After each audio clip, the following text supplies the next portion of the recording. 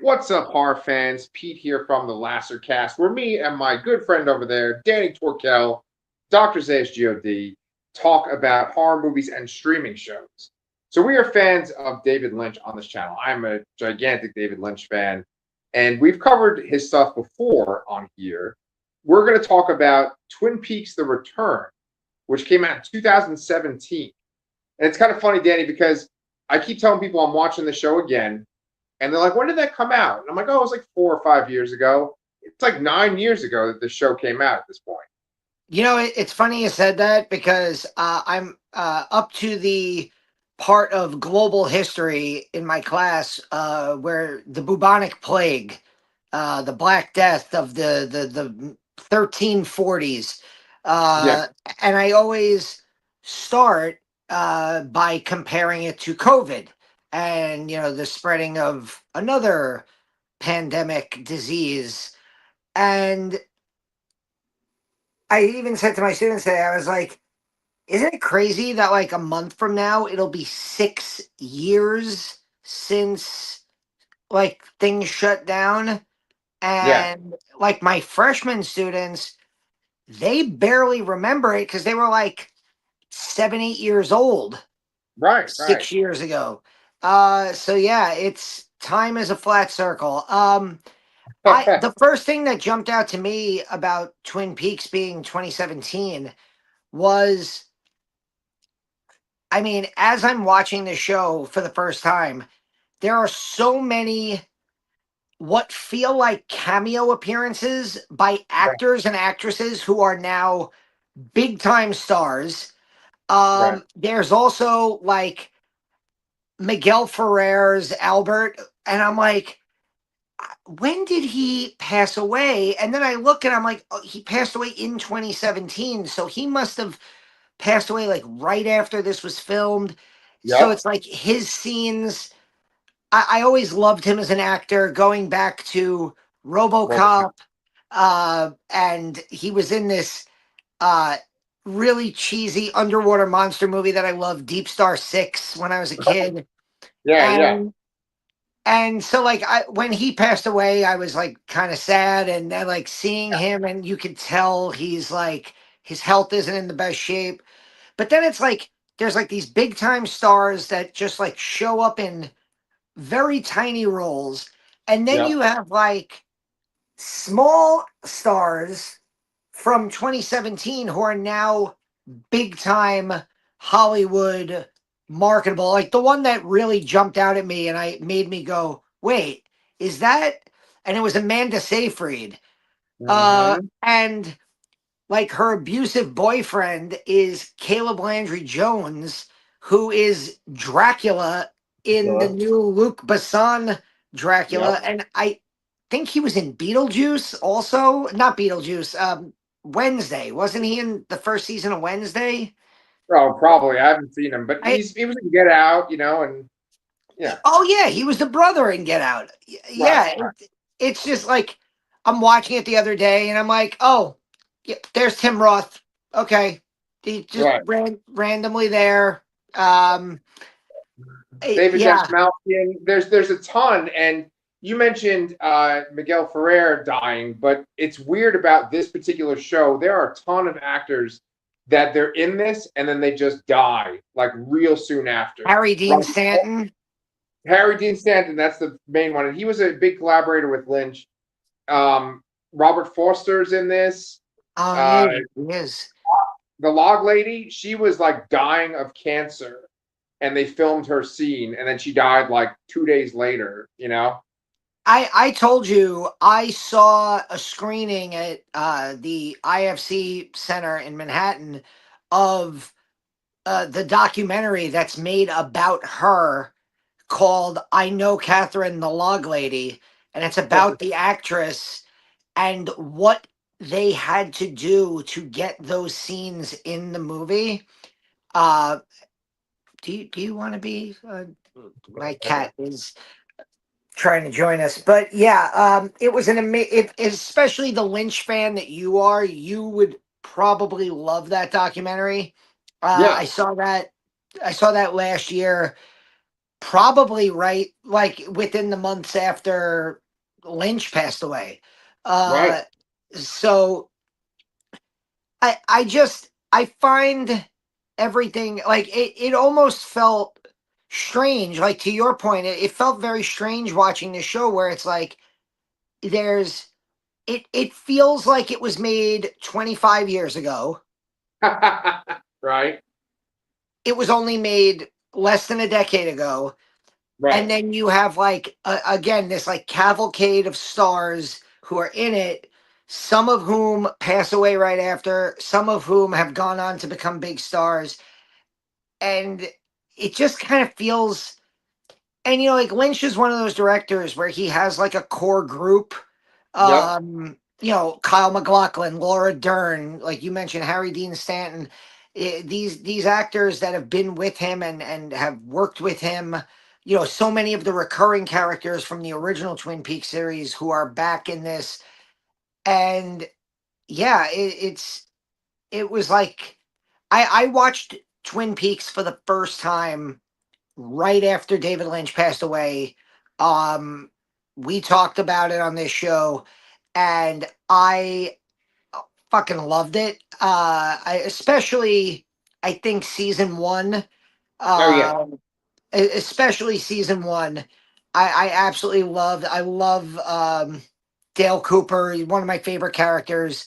Uh, you know, everything about season one was great. Season two had its moments, but it does kind of go off the rails in parts. Uh, this show feels like a fever dream, uh, Yeah. where in I I almost feel like, and you're gonna lead a lot of this discussion because you are the Lynch guy. Yeah. But I was saying to somebody, I might have said this to you, where there are scenes in this show where I swear to God, I feel like David Lynch holds the camera on the characters for just an inordinate amount of time, and Right. it almost makes it to the point where you're sitting there and you're going, something's gonna happen. Right. Something's gonna happen because he said, and it's so fucking weird because he builds the tension Right. to nothing a lot of the time. Correct. And Correct. it took me like 3 episodes to realize this Yeah. with the way he ends the episodes, Yep. where the endings to all of the episodes are between 3 and 6 minute musical numbers at the bar. Right. Right. Right. And Right. and occasionally there'll be like characters who are talking and you're like, what are they talking about? Is this gonna like be important? No. It's just random characters talking at the bar, some of Right. whom that we know from the Twin Peaks universe. Right. And then it's just, oh, who's that playing over there? Oh, it's some smooth jazz for the next 4 minutes, and then the credits roll, and you're like, fuck, he got me again. Right. Right. Right. Right. So you mentioned COVID at the beginning of this, right? And I think that's really important because that's when I watched this. Like we used to take little day trips and stay at Airbnbs and be doing shelter in place, but just out of the house. And I remember that like Sherry and I took turns staying over in Lockhart for one night each to get a break from the kids, just to get away. And I just like watched like 6 or 7 episodes of this in a row. And it was just this amazing experience. Here's the thing, us talking about this, me talking about this right now, it's going to feel a lot like the Emperor's New Clothes, where I'm going to talk about something and say that like I really enjoyed this. I think this is brilliant, but I might also sound like a fool. Like this is David Lynch is notorious for saying that he's not going to tell you what things mean in his movie. There's a real famous clip of someone where he's like, I heard this, you said this is your most religious film you've ever made. Elaborate on that. And David Lynch just goes, no, right? Like that's it. And like whatever we say right now, I think we shouldn't be like, I think David Lynch was trying to say this What he wants us to do is basically come up with our own interpretation. He feels like when the movie comes out, when the show comes out, it's the audience's thing now, and we get to interpret it. So, like, when you watch the original Twin Peaks, it's still a network TV show. So it's not as crazy as this. This is like David Lynch coming back to the thing that he's most famous for and just taking all the weird shit that he's done over the years and sticking it into the thing he's most famous for. And I it is. Go ahead, go ahead. well, it's funny that you said that you binged this because I have found this show very hard to binge, and Yeah, I'm gonna say something that's gonna sound like I'm being critical of the show, fine. but I don't mean it. So what? I have fallen asleep a lot during these episodes. Yeah, I get But it. it's not because I'm bored, and it's not because I'm like, oh God, I can't believe I'm forced to watch this because I have to talk about it with Pete. It feels, and when I said it's a fever dream, Yeah, there is a dreamlike quality to what is being put onto the screen.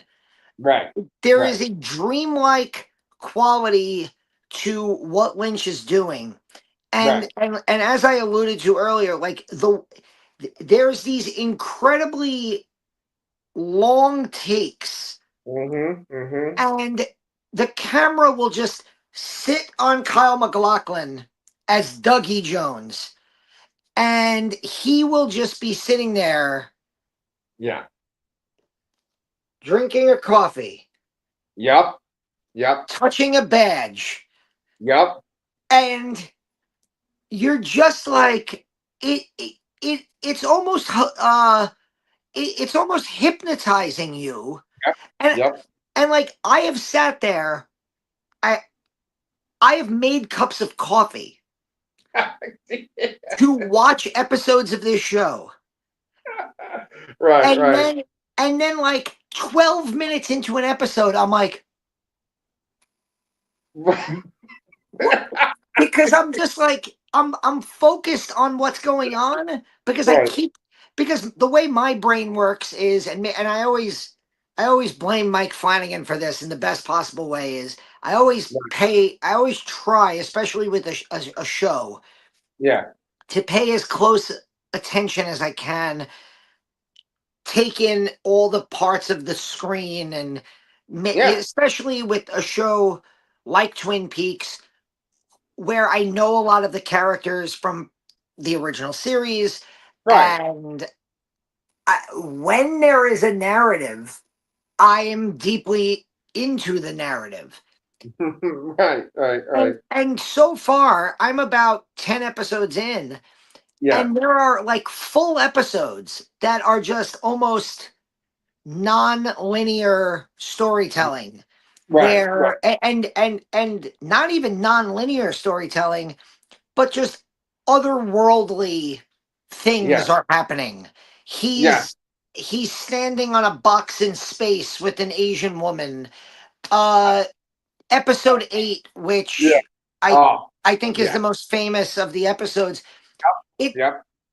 That episode, by the way, we actually talked about that because that episode in and of itself was on Shudder's 101 scariest horror movie moments.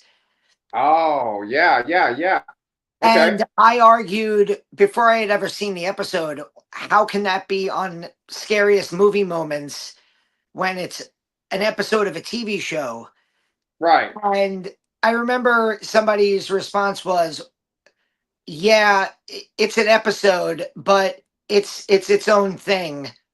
And right, it really is. It's just like it's the and I think I understood what was happening in it. I right, think right. I think that that episode is like supposed to be the creation of Bob. Yes. Okay, And Laura and Palmer. well, yeah, and you know, just the idea that Dale Cooper is uh, is two separate people now, and yeah, Laura and you have Laura Palmer uh and Bob are like, I don't even know, these like metaphysical beings Right, that right. it, it Yeah, go ahead. it is just it's I find it interesting that you binged it, because for Yeah, me it's been difficult to get through episodes sometimes, because I the style of the I almost said filmmaking of the shooting of it, I find very hypnotic, right. and it almost puts me into like a trance where I'm like, I was wide awake, and now I'm Yeah. like, I can't stay awake to watch this. Right, right. So let's talk about this for a second. Okay, so the majority of David Lynch's work is film, right? And film is an experience that's like 2 hours of time, right? So you can do all kinds of bizarre stuff within a film, and it's going to have this effect on the audience, and they're going to talk about it after they leave the theater. This is like something where it's just episode after episode. There's fucking 18 episodes of this thing, right? It's huge, and it was all just one season. So it's an experience, especially if you're watching it to review with your friend, because you're like just watching it over and over again, and there's not a week in between to process what the fuck you saw. And there's so much stuff. If you look this up on Wikipedia, it just basically gives you a breakdown of the episode. This happened, then this happened. But it doesn't, since it's Wikipedia, it just tells you plot points. And it almost sounds coherent and sounds like a thriller. But then when you watch this, you're like, okay, what the fuck is going on? Like, there's so many things. I actually, here's a little disclosure. I actually didn't rewatch episode 9 yet because I haven't gotten around to it, but I'm in the middle of 8. And I was trying to get them all in before our recording. But so much shit happens up until episode 8 that we could spend 2 or 3 hours talking about all the weird fucking random shit and cameos in these 8 episodes. So I think like a productive use of our time would just to be to kind of take apart certain things that we've seen that we can kind of make sense of and how it relates to Twin Peaks and David Lynch. And I think right behind us, we got Kyle MacLachlan. That's a good starting point, right? So this show takes stuff from Fire Walk With Me. This show takes stuff from the original Twin Peaks, and it's a continuation of both, right? So in this, you have the regular Cooper. Dale Cooper is in the Black Lodge, right? And he's been trapped there for 25 years. When you watch the original Twin Peaks, Laura Palmer says to Cooper, I'll see you again in 25 years. Like, coincidentally, the show kind of reaches that point where it's like 25 years later. And so it's his time to come out of the lodge, and his doppelganger that has Bob is supposed to go back into the lodge.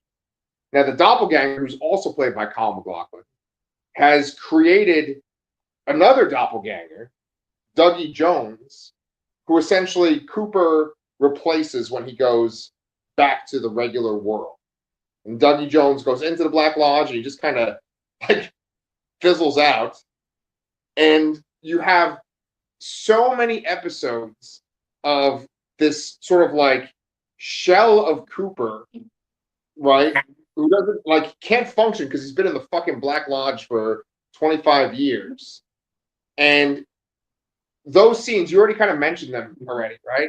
Those scenes are incredibly frustrating, and they're also funny at the same time. Because there's so many moments where you're like, okay, he drank some coffee. He's going to be Cooper now. Oh, he keeps touching the badge. He's going to be Cooper. Someone said agent, and then he said agent. He's going to be Cooper now. And it just keeps going and going. And another thing that's so frustrating, but then it's funny too, is he's in scenarios where if this is a regular movie, there's a guy just standing there. Someone would come up to him and be like, "What the fuck are you doing?" Or they would shake him, or his wife would be like, "Right?" That happens every fucking episode. Let me give you one thing that has stuck with me from the very from the time Cooper became Dougie Jones, Right, right, is he doesn't know how to do anything, right, right, but he manages to be in his suit and tie every day. right, So right, does does he remember how to put on his suit and tie off camera, right, or is Naomi Watts dressing him every day? right. I mean, I just finished the episode where uh they have sex, and Yeah, yeah, it is one of the funniest, right. most ridiculous scenes. And like Naomi Watts's relationship with Cooper Dougie is like, at what point would a wife not just be like, what the fuck is wrong with you? I'm leaving you. Get Exactly, the fuck. Like, at what exactly. point does his boss and Tom Sizemore, that's another one, Tom Sizemore, Yeah, who's passed away, yep, uh, uh, at what point do his co-workers, like, right. he can't even get out of an elevator. Right, right, right. And that's the craziness about it because the way that it's edited, you always just see him in places or in scenes, and there'll be the awkwardness of someone will open the car door for him and he'll just like look out the door and not move. Then they'll push him out of the car and he'll go to walk into the building, but then you don't see him like in the office standing somewhere. You don't see him having any kind of conversation with anyone. So there's all these gaps in between his scenes where you're like, well, what's he doing in these scenes? Because he can't do anything. In He's many worse than, ways, in yeah, many ways, it is a phenomenal acting performance from Kyle absolutely, MacLachlan, because absolutely, I just think of, like, if somebody said to me, okay, Dan, we're going to film you, and you have to and you're on the couch, and you're going to go, and eventually the scene's going to end at the front door. Like, even if I know what's in the script, and even if I'm listening to a director, just like my instincts would be to, oh, walk to the door or right, turn my head in this direction. right, And he seems to somehow be able to play completely aloof, or just he's almost like an infant in an adult's body who's never yep, done any of these things, right. and He's he's so good at it. Yeah, he's not even an infant because he doesn't really react to stimuli. Just occasionally he reacts to stimuli, right? He's just kind of Coffee. catatonic most of the time. Good. Yeah. No, just like it's like the coffee. Like he Yeah. smiles. Uh, Right. but then, obviously, like, he's also the evil Cooper, and he's a very menacing character. I know you love Evil Cooper, and like Kyle MacLachlan playing both of these roles Yeah. at the same time Right. is wild to me. Right. It, Right. Right. And yeah, so, I mean, there's so much to fucking talk about, but like, what's interesting too is that he gets glimpses of the Black Lodge and he'll see little like fires, these little like signals. Like one of my favorite fucking scenes is when he's in Vegas and he's at the casino and he sees these little like fires and stuff over the machines. A guy gets a jackpot and he's like, hello. And then Dougie just goes over to different machines that have the fire over it. And then he gets a jackpot. And then he's like, hello. Like, it's so stupid, but amazing at the same time. And I feel like that's the majority of this show. There's something about David Lynch where he can make beautiful things that are emotional and serious, but it's like this intentional thing to always make it ridiculous and ludicrous. You know, um, okay, one example is there's this one scene with Ashley Judd, right? And she's with Horn. And the way that scene starts out, they're just two actors just standing there. And like it goes against the conventions of storytelling. Because you'd think like they're gonna be having a conversation, but they're just kind of standing there awkwardly, and then they're like, oh, there's that sound. There's so many scenes where it feels like David Lynch started filming, but he didn't say action, and then like the people are just kind of standing there waiting. So it always has this feeling of like almost like a B movie, or it's made by someone that doesn't know what they're doing. But then there'll be things like where it's like, oh, this is like crazy cinema, like that episode 8. Like you could see the potential of what David Lynch can do, right? And then there's stuff in this where it's like, oh, I've never really seen anything like this, and it's like, whoa, like that's like a young filmmaker would do that, not like a man who's almost at death's door. Like there's shit in this that like just blows my fucking mind. Like when it's Cooper trying to get out of the lodge, and he goes into that one room where there's the Asian woman without eyes. It has some kind of weird effect. I have no idea how they did it, but it's almost like old fashioned film, like when it was still cut and they would play a soundtrack in the theater.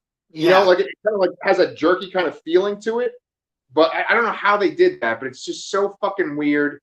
And the sound design in some of these scenes it's fucking ridiculous. Like they do stuff that like it has the feeling of like a young modern filmmaker, but then it also kind of incorporates this old fashioned weird feeling too. Like all the stuff in episode 8 with like those creepy like smoke covered guys. That looks like something out of fucking. Did you ever see like Oliver and Hardy's Babes in Toyland? You know what I'm talking about? Laurel and Hardy. Yeah. Laurel and Hardy. Sorry. But like it feels like something out of that, where it's like old fashioned and the way they move is different. It's like that, but it's in fucking 2017. It's so weird. It seems like a silent film. And a lot of it feels very music video-esque. Yeah. Which again plays into the endings of the episodes. I mean, David Lynch always, whether it was casting musicians like David Bowie or what does he call them? The oh God, who sings Head Like a Hole? 9 Inch Nails. No, the 9 Inch Nails. The 9 Inch Nails. Yeah. That's in episode 8. Yeah, and it's like you have so it's like the music and the sound, and it almost feels a lot of with the cutting and the things that you're mentioning. It reminds me of like when Spike Jones got really popular with like Being John Malkovich, and then you had Charlie Kaufman and movies like Adaptation and Eternal Sunshine, Schenectady, New York, where it was like this like avant-garde style filmmaking that we had never seen anything like it, and it was like these directors and these writers became like the next big things for a while, and it kind of feels, some of it feels like that, like, and it's just, again, like not, there are entire hour-long episodes where the things that are on the screen will then go to another scene, and there's just zero connection whatsoever. Right. Absolutely. And sometimes they won't come back to like a thing for like episodes. Yeah. Yes. So like you have this room with a box that with the guy's job is to just sit there and watch the box. And then Madeline Zima shows up.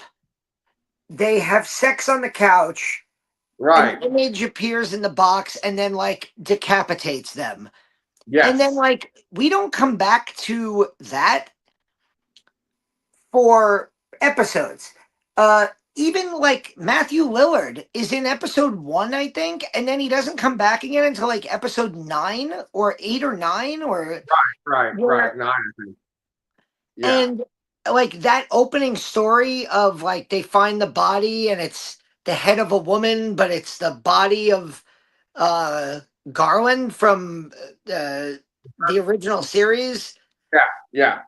I like Yeah, I and fucking Ernie Hudson is like the commander that sends the woman to go investigate. Yeah, I know. It's so fucking bizarre. I know. I mean, there's so much to talk about. Like, and you then know, there are these and I'll just leave it with there is just these like moments where every time I've gotten like slightly frustrated where I'm like I really need something to latch onto here. right, They'll jump back to Twin Peaks and right, I'll have Robert Foster as right, Truman's brother. right, Yeah. right, Did right, the right. actor who played the original Truman die? Or was he just not interested in coming back? Is that what that was about, by the way? I can't remember. It's either that he wasn't interested or he was sick. It's one or the other. Yeah, Well, you would you'll jump back to Twin Peaks and you'll have Andy and Hawk and that all of the like these characters that you love and Lynch himself and Albert uh, and everything with the FBI and and you're like oh, okay we're gonna solve something we're gonna like move ahead move and so the show every time I get frustrated it brings me back by like they'll go back to the diner and there'll be a random scene with uh like the waitresses at the diner that we know and uh so it's really a fascinating series yeah, in the right, sense that I'm 10 episodes, I'm more than halfway done. I have no idea what's happening. right. And and I'm pretty convinced, and I might be wrong, and don't spoil it, but I'm pretty convinced that none of the questions I have will be answered. And and Yeah, uh I'm I think because I've spent the last year getting to kind of know David Lynch, yeah. uh, it doesn't bother me as much No, as it would if this was something by anybody else. that's Like right. since David Lynch passed away, I've seen for the first time Mulholland Drive, Right, the entire two seasons of the original Twin Peaks, right. Lost Highway, Mm-hmm. and and this and I'm trying to think like oh I also watched I mean I know it's not his favorite of his own works but I also watched Okay. Dune for the first time. Yeah. uh Right. Well, I think the only David Lynch movies that I had seen uh before he passed away were yeah. unless I'm missing one is Blue Velvet and The Elephant Man, which I've Right. rewatched both of those. Blue Velvet's one of my favorite movies of all time. Right. Uh, but like, and Blue Velvet is actually a like narrative story that kind of Right. makes sense. Right. Uh, Have you seen whereas Wild at Heart or no? it's that is one of the weird ones in that it's not really streaming anywhere, Oh, okay. and I think it was playing in the theater after he passed away, but only at like a time I couldn't make it. There's a few movies of his that I still haven't seen. Like I never saw The Straight Story, which I think Right. is a very normal movie Yeah. for him, but I've heard it's great. Right. Um but yeah, like Elephant Man, oh, Eraserhead I had seen also. Eraserhead, Blue Velvet, and Elephant Man were the three movies I had seen. And All I've right. so I'm almost caught up with everything. But like his most out there movies in Yeah. terms of like that fit within like a Twin Peaks vibe are Mulholland Drive and Lost Highway. Well, and there's Inland Empire with Laura Dern too. Oh yeah, that one I haven't seen yet. That's the one with the rabbits, right? Yeah, I haven't seen that one either. But no, I mean he's an acquired taste. certainly like cinephiles love him. They love him because he's so different, right? Like you can't like peg him and be like, oh, this is him. Because even if you said like putting random nonsense in stuff makes a David Lynch movie, that's not really right, right? Like I've said this in my discussions about David Lynch that I know that he gets inspired while filming.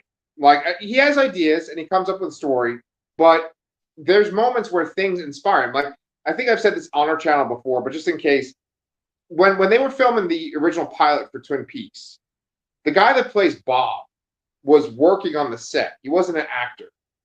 And David Lynch was like looking at the room that they were going to film in. It was like Laura Palmer's room, I think. And that actor just happened to be like in the room at that time. And David Lynch was like, hold on a second, let me film you. So he filmed him. And there's that scene where Laura Palmer's mom has a vision of Bob. And he's like coming at it and like looking real menacing. Like that's David Lynch filmed that like on the spot. And think about like how important Bob is to like the mythology of Twin Peaks. You know? Yeah. Like I don't think it makes sense. Like David Lynch, one of the things that happened during COVID too was that I read I listened to the audiobook of his book, Room to Dream. And it's mostly him narrating it. And then there's this other woman who's like asking him questions and he goes back and forth with her. But he talks about the subconsciousness and he talks about like getting ideas. And he always uses this metaphor of fishing, where like you kind of cast your line out there and the ideas are out there and they'll come to you. And then when they come to you, you have to sort of elaborate on them. So he's very much of the idea of that like ideas are out there somewhere in the subconscious mind and you take them and you make them into something for people. People, when they talk about David Lynch, they always say dreamlike. Like if I said dreamlike filmmaker, people that are into movies would be like, David Lynch. That'd be the first person they'd say, right? Or if they say David Lynch, it's like dreamlike would be one of the first things they'd say about him. So it's like you feel like you're watching a dream or experiencing a dream because like it doesn't match the film experience that you're used to. Like everyone's reaction to things is like so over the top or so subdued, right? Like think about Lucy when Robert Forster comes into the station, right? And like, I don't know, episode 2 or 3, he comes in and he's talking to her on the cell phone, but she thinks he's in the mountains. There's a pause when she sees him, then she screams and then flies backwards. It's so stupid and over the top, but that's like David Lynch, you know what I'm saying? It's like that fucking scene. Like, let's just keep going with Lucy for a second. What about when fucking Michael Cera shows up and he's Marlon Brando? Like, how did you react to that?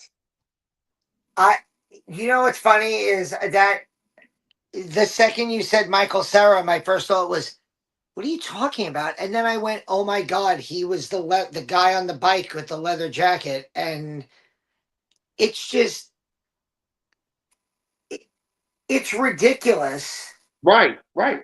But again, it's something where like if that happens in a movie I go to see tomorrow night in the theater, I'm gonna be like, what the fuck is this?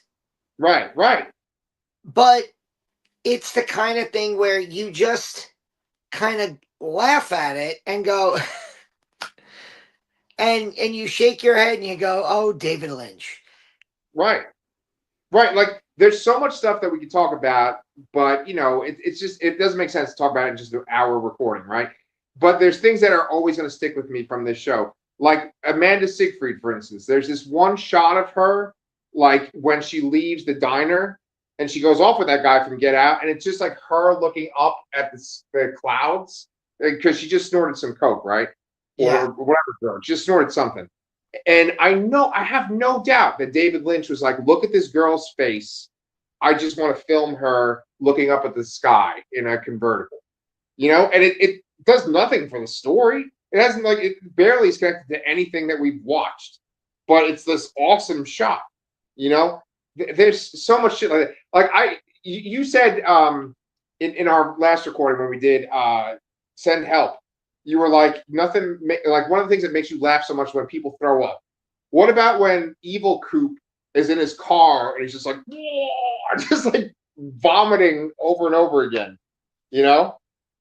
I mean, there's the range of like feelings and emotions and reactions that you have within one episode. Like, you've texted me like how much you love Evil Cooper and how menacing he is. And there are some like amazing scenes with him.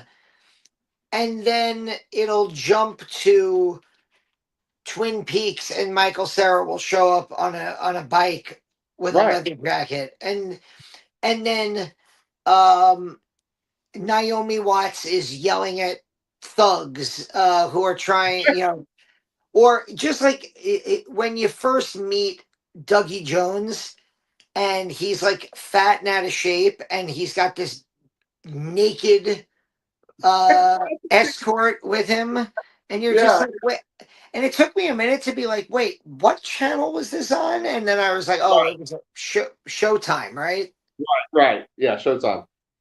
No, it's insanity. I mean, I was just watching the scene before where that little person is like an assassin and he kills this one woman and then he goes to attack Dougie or Cooper as Dougie and his wife is there and then all of a sudden the arm, like the evolution of the arm, this weird fucking tree with this like nipple face just pops out of the ground and says, "Break off his arm or squeeze off his hand, squeeze off his hand," and it's just like, what the fuck am I watching? You know, but it's like it's so weird. It just always reaches this point where it's so ridiculous, but you can't like turn it off. You just want to keep watching more. You know. Okay, I just want to say one thing about Evil Coop, and then we can kind of wrap this up. But he has this one line I always remember when they're in the diner. I think it's even in the first episode where the guy's like, "Oh, I have that information that you need," and then he stops. And he's like, "Want, not need. I don't need anything. I want this." And like David Lynch, I know 1000% is an advocate for like meditation, and meditation is often connected with manifesting. I'm sure David Lynch was kind of into that as well. Um, the idea that you don't need anything but you want something is like a very manifesting thing, and I think that like Kyle MacLachlan does this fantastic job of just seeming like this fucking super powerful badass who like you can't really do anything to him, you know? He's doing that in the same show where he's also playing a man who can't do anything, you know, and like essentially everyone is just reacting around him. And there has to be some credit to the writing because David Lynch and Mark Frost, who worked on Twin Peaks, the original series, like they set up the show in such a way that Kyle MacLachlan is able to go through these scenarios with other people essentially just reacting to him. And the timing has to be just right for them to move him along and to not for not to see the whole just collapse underneath them. Do you know what I'm saying? Yeah. And you said something earlier that the show's all is crazy, but there's something about it that makes you want to keep watching. And it's it's very, I've said it's hypnotic and that it makes you feel hypnotized. It's also maybe like hallucinogenic, and the idea of like it almost feels like and it feels like a science fiction movie about like and I'm trying to think because I feel like there's been a movie about this or maybe it's Videodrome maybe where it almost feels like you're being almost infected by what you're watching Yeah. in Yeah. and that like watching an episode of Twin Peaks: The Return is like taking drugs and Yeah. you you get kind of lulled in, you have a mellow, then there's like fucking wild crazy moments that might make you fucking flip out, Right. and and then you have to turn it off because you're getting it's overstimulating you, but you want to keep coming back to it because it's addictive. Yep. And that's how I felt. That's how I really felt when I first got into Twin Peaks last year. With Yeah. but the thing with Twin Peaks, especially season one, was it was very narrative. It was a murder mystery show that Right. had some like weird shit going on in the background. And then that weird shit started to kind of take over season two. And Right. now the show is like 60 to 70% weird shit. And there's some narrative plot going on in the background. It's inverted. Absolutely. Very well put. Yeah. And I mean, here's the thing about David Lynch, and here's David Lynch right here too. Gordon Cole, right? But like I think as far as I know, based on listening to his biography and just what I've heard, I don't he didn't really do drugs and he didn't really drink. You know, he smoked like a motherfucker and he drank a lot of coffee. But I don't, as far as I know, I don't think he did like hallucinogens and stuff or regularly or anything like that. There's never like a, oh, this is when David Lynch did drugs. He was just a fucking quirky person from the get go.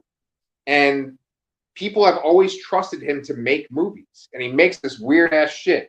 Like, I was just watching this episode the other day where they're in a bar and there's a guy just sweeping the floor for like 6 minutes. You know, I think that Yeah. was in episode 7, and I'm like, what the fuck is this? And I remembered it the first time I saw it too. I'm like, what the hell is going on? But I don't know, man. I'll say this is the last thing, and then we could go on to what we're going to be doing next on the channel. But like David Lynch, who cares? We're adults, right? David Lynch is really good at finding like beautiful women and filming beautiful women. Like, I mean, just look at the show, right?